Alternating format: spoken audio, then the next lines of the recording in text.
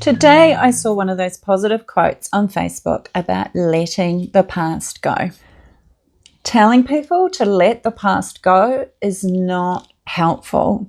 It's helpful if it's about letting go of a past relationship or letting go of the hurt from someone who hurt you 2 years ago.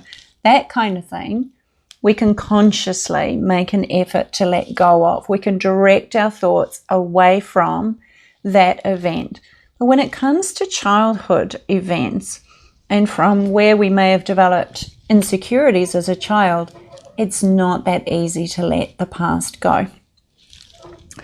We can talk about it. We can know consciously why we're insecure or why we suffer from depression because our father was a bully or our mother didn't treat us very well. And we can know that consciously with our mind, but we're still not able to let the past go. You may relate to this. So in my case, I was able to look back at my past, at the child that I was, and I was able to see the suffering that she went through, the high degree of criticism that I received.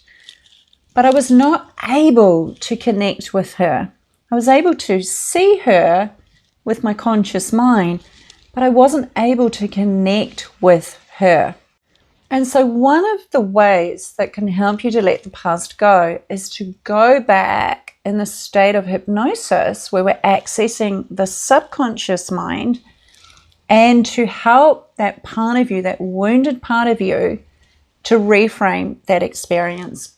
Insofar as to help that part of you to understand that they were lovable and that they were enough. Doing that creates a powerful shift in the brain. It actually changes the neuroplasticity of your brain. It's one of the most powerful ways to let the past go. And there's another element to this. We often view life through our old emotion.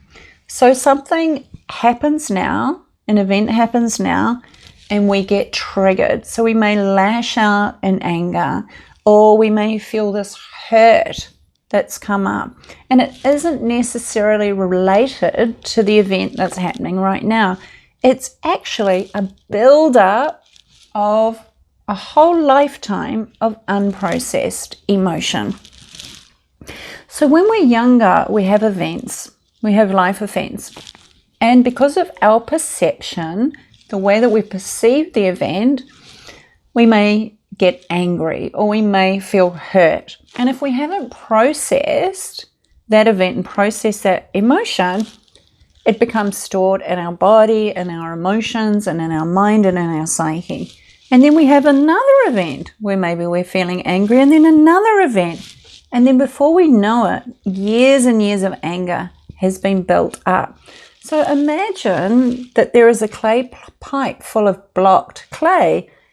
Water cannot flow through it. And if you think about life as being like this, if you've got all of this backed up emotion, life is not flowing through that emotion. You are constantly responding with all of that old emotional material.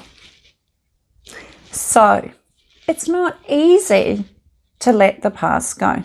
So let yourself off the hook, because at some level, your brain is trying to protect you. Your brain has learned from the past that it needs to keep you safe.